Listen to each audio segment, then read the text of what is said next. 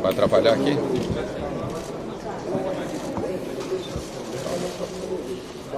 Bem, pessoal, boa tarde a todos vocês.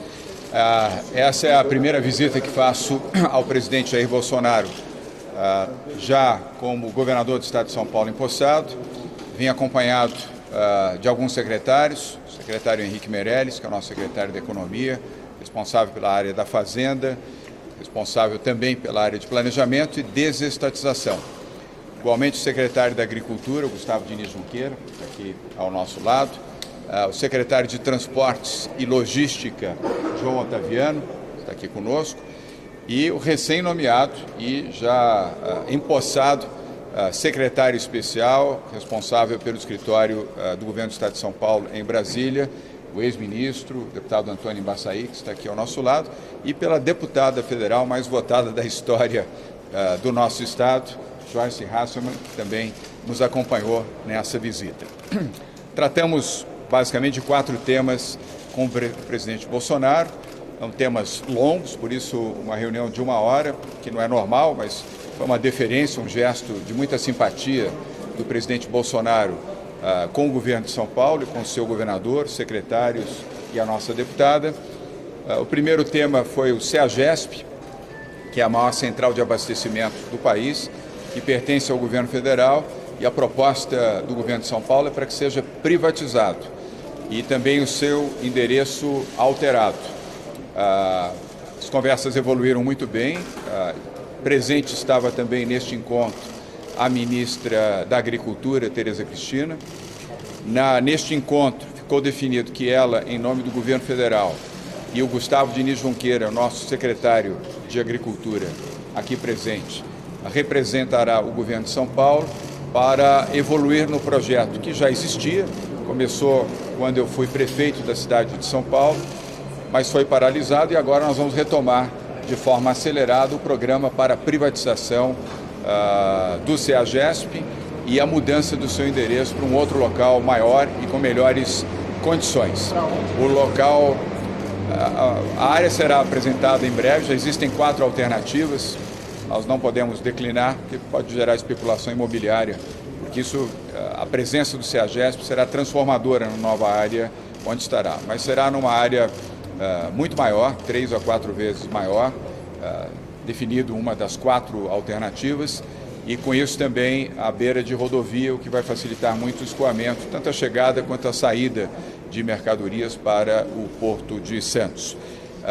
No local do atual CEAGESP, nós teremos o CIT, o Centro Internacional de Tecnologia e Inovação, numa ação conjunta do Governo do Estado, Governo Federal e a Prefeitura de São Paulo. O objetivo é, inclusive, que uma parte considerável do valor desse terreno seja investido nos institutos de pesquisa federais e do Estado de São Paulo. Eu destacaria aqui a Embrapa como um deles, e fazendo com que o investimento privado nesta nova área do CEAGESP em São Paulo, que fica na região de Alto de Pinheiros, junto à Marginal Pinheiros, valor aproximado desta área, cerca de entre 3 a 4 bilhões de reais, são 700, arredondando, são 700 mil metros quadrados de área, e o objetivo é que, ao ser explorado pelo setor privado, esse Centro Internacional de Tecnologia e Inovação, ou seja, um vale do silício urbano em São Paulo, os recursos advindos disso sejam integralmente destinados à ciência, tecnologia e ao ensino também, através de uma FATEC, a Faculdade Técnica de São Paulo, voltada para o agronegócio. Um projeto completo, 360, todo o interesse. O presidente foi muito positivo em relação a essa iniciativa. A ministra Tereza Cristina, igualmente, ela já conhecia a ideia e ela foi muito favorável. O deputado Marcos Montes também participou, representando o governo. E então temos aqui um projeto que, a meu ver, a curto e médio prazo, vai avançar positivamente. Falamos também do Campo de Marte. Como vocês sabem, eu, quando prefeito da capital de São Paulo, consegui que nós pudéssemos ter 420 mil metros quadrados desta área do Campo de Marte para se transformar num parque da cidade. Isso já está assinado, homologado. e com isso eliminamos uma pendência judicial de 35 anos, mas ainda faltava efetivamente o Campo de Marte, a área específica do campo de aviação do Campo de Marte. Manifestei ao presidente Bolsonaro, na qualidade de ex-prefeito de São Paulo e governador do Estado, a nossa posição contrária ao funcionamento do Campo de Marte para pousos e decolagens. Não faz o menor sentido que ali funcione pousos e decolagens de aeronaves. Vocês são testemunhas dos acidentes que já ocorreram ali, fatalizando vidas, famílias, não só de pilotos, copilotos, passageiros, mas também de habitantes da região norte da cidade, com a queda de aviões nesta área. Ele não é local mais para funcionamento de aeroporto. E o presidente Jair Bolsonaro indicou o brigadeiro Damasceno, que é o brigadeiro que comanda o Comar, o Comando Aéreo em São Paulo. Aliás, uma pessoa que eu pessoalmente conheço e respeito muito, nos ajudou bastante na fase inicial a construir a ideia do Parque do Campo de Marte. E agora vamos evoluir num trabalho conjunto, o Comando da Aeronáutica, Ministério da Defesa, Governo Federal, Governo do Estado de São Paulo e Prefeitura de São Paulo, para a ampliação do Parque do Campo de Marte, a implantação ali do Museu Aeroespacial, sempre financiado pelo setor privado. O próprio parque não terá dinheiro público, o dinheiro será através de concessão para o setor privado explorar o parque. Todas as instalações aeronáuticas serão preservadas, o Hospital da Aeronáutica, as instalações administrativas e também a área onde será implantado o Colégio Militar, previsto para essa área, a área grande o suficiente para acomodar o Colégio Militar, o parque, o Museu Aeroespacial, atividades esportivas, a própria pista do Campo de Marte, ela não precisa ser destruída, ela será utilizada para quadras poliesportivas e assim São Paulo ganhará na região norte um amplo espaço de lazer para a população, repito, administrado pelo setor privado. Todos os parques da cidade, vocês sabem, começado do Ibirapuera e os demais, serão concedidos já este ano pelo prefeito Bruno Covas para o setor privado.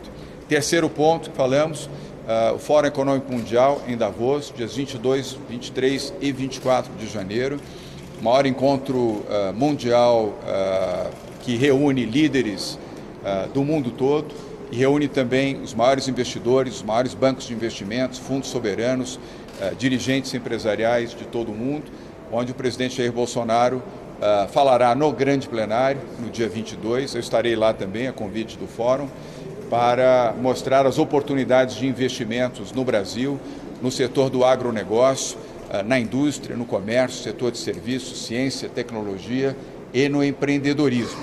É um grande palco para a apresentação do novo Brasil.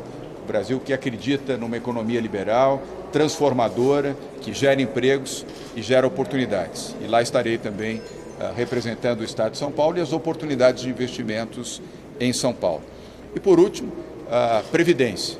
Manifestamos de maneira clara ao presidente Jair Bolsonaro, ao ministro Onyx Lorenzoni, que acompanhou toda esta audiência, que o Estado de São Paulo, a bancada do PSDB, do nosso partido, e provavelmente as bancadas dos partidos aliados na coligação que temos em São Paulo, votará favoravelmente a proposta da reforma da Previdência, tão logo ela seja apresentada no Congresso Nacional. E aí finalizo dizendo a importância da aprovação da reforma da Previdência. Se aprovada for, ela muda o Brasil. A reforma da Previdência, sendo aprovada, ela terá um efeito transformador no país, permitindo que o crescimento possa saltar dos 3% que estão hoje previstos para 5%, abre a comporta para os investidores internacionais, inclusive esses que vamos conversar em Davos, agora em janeiro, abre portas também para investimentos que estão represados de indústrias e outras corporações que aqui no Brasil esperam e aguardam a reforma da Previdência e, portanto, o povo brasileiro terá o benefício de, com a reforma da Previdência e os novos investimentos, estar diante de um novo quadro de geração de emprego, geração de renda e modernidade. Foram esses os pontos debatidos nesta longa e produtiva audiência com o presidente Jair Bolsonaro. Nessa reunião, deu algum detalhe dessa reforma da Previdência? Como ela deve ser feita, idade, tempo de transição? O presidente Jair Bolsonaro e o governo Bolsonaro apresentarão essa proposta completa ainda nas próximas semanas, e a apresentação prioritária deverá ser feita ao Congresso Nacional, que cabe... Não, nem nós perguntamos. O importante é que a reforma seja apresentada, e ela será, da forma mais completa possível, e há uma equipe de trabalho que vem desenvolvendo isso, mais especificamente sob o comando do ex-deputado Rogério Marinho, e isso será apresentado ao Congresso Nacional com uma proposta. Somos favoráveis, sim. Bom, agora, se tiver algumas perguntas... O governador, para que você, junto com os governadores no grupo que vocês já estão se reunindo, trabalhem a pauta da Previdência, estimulem aí as bancadas na aprovação? O presidente deseja, evidentemente, o maior apoio possível. A reforma da Previdência, ela é boa para o Brasil como um todo, para todos os estados brasileiros, os 27 estados da Federação, e a população brasileira será beneficiada com a reforma da Previdência. Portanto, nós estamos mobilizados, sim, no Fórum de Governadores. Aliás, agora em fevereiro retomaremos, se eu não estou enganado, dia 26 de fevereiro, acho que estaremos aqui na terceira rodada do Fórum de Governadores, e o tema será a reforma da Previdência, por óbvio, até porque ela estará nesse momento já apresentada ao Congresso Nacional. E eu tenho falado com vários governadores e percebo que uma parte considerável deles atende e apoia, através das suas bancadas, quando da apresentação da proposta da reforma, um voto favorável no Congresso Nacional, tanto na Câmara quanto no Senado. O senador do Nordeste sobre o Ferroanel também, tem em relação a esse projeto de prazos e traçado? Falamos, na verdade eu comuniquei ao presidente, porque tratamos disso com o ministro Tarcísio, hoje às 9h30 da manhã, com os nossos secretários, com todos os secretários do Ministério de Infraestrutura, do Ferroanel em São Paulo, aliás, um projeto que já tem meio século e que não saiu do papel. E agora vai sair. Nós estamos absolutamente convencidos de que, com o apoio do Ministério da Infraestrutura, com um projeto de concessão para capitalização de investidores privados, ele será colocado em prática.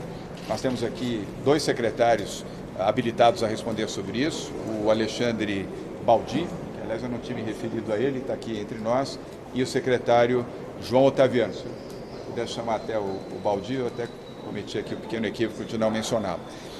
E também, ainda no setor ferroviário, o trem Intercidades, que também é um projeto antigo, que não foi colocado em prática e que agora, numa ação conjunta governo federal, governo estadual, ele será levado a cabo para 2 regiões importantíssimas da economia do estado de São Paulo, o Vale do Paraíba, a região de São José dos Campos, e a região metropolitana de Campinas.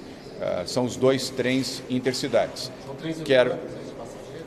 Passageiros e carga e passageiros. Quer dizer, de maneira clara, com recursos privados, de investidores privados, e já vários grupos que nos procuraram, inclusive fundos, com interesse no setor ferroviário. Ainda mais agora, com uma economia liberal, com propostas claras, com marcos jurídicos sólidos, muito provavelmente esse setor ferroviário, não só em São Paulo, como em outros estados da Federação, serão desenvolvidos. Portanto, agradeço a sua pergunta também. Os senhores são favoráveis a regras diferenciadas para policiais militares na reforma da Previdência? Eu prefiro não me manifestar sobre isso, aguardar a proposta do governo federal e, diante da proposta, aí sim nos manifestarmos. Qual é o cenário que o senhor vê? Tem incidência no PSDB? Quantos votos da bancada paulista o senhor acha que já conseguiu? Já tem gente se manifestando favoravelmente à reforma? Olha, de maneira informal, até porque eu não sou presidente do PSDB. O presidente é deputados e também dos senadores tem uma visão favorável à reforma da Previdência. Obviamente que vão todos eles aguardar a apresentação da proposta final ao Congresso Nacional.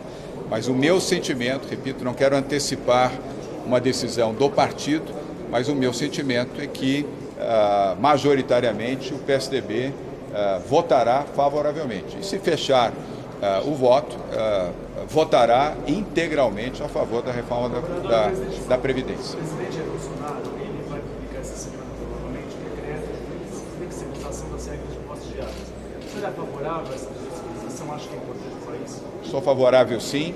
Chegamos a falar sobre esse assunto quando ele anunciou e a nossa posição é favorável a esta. Ele deu, se você deve assinar hoje, deve assinar Amanhã, parece que amanhã. amanhã deve assinar. Ok, vamos para a última. Pois não.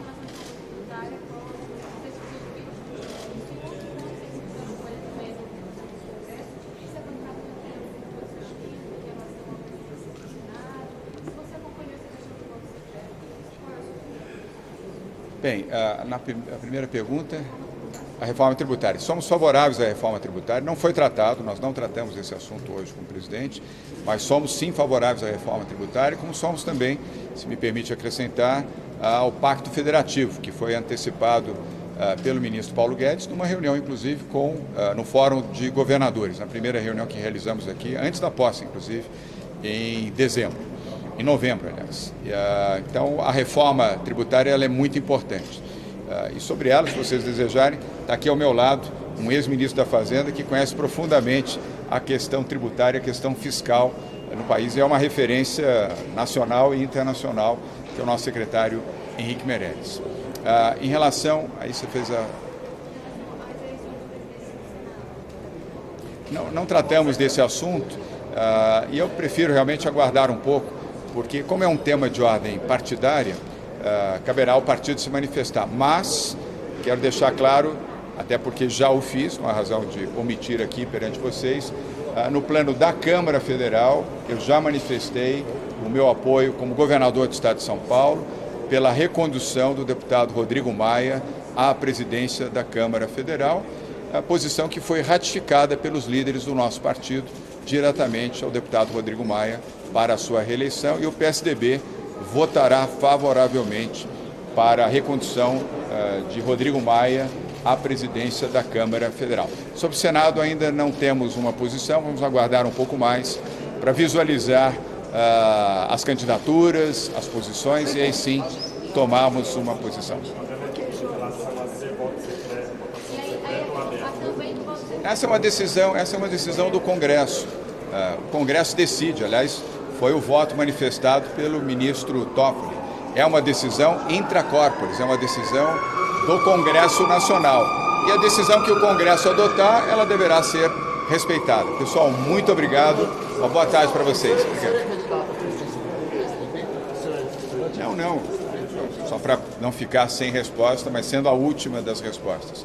O nosso candidato à presidência do PSDB é o deputado Bruno Araújo. Ele é o nosso candidato. Falo isso com clareza, até porque a minha forma de ser é de maneira objetiva, clara, direta, sem subterfúgios e nem adiamentos. Bruno Araújo é o nosso candidato e eu tenho bastante convicção de que ele será eleito sucedendo ao ex-governador Geraldo Alckmin, que não deseja prosseguir, aliás, ele reafirmou isso ontem a mim, de forma serena e tranquila. E eu tenho certeza que o PSDB saberá encontrar também com serenidade um voto convergente em torno do deputado Bruno Araújo. Muito obrigado, pessoal. Boa tarde para vocês.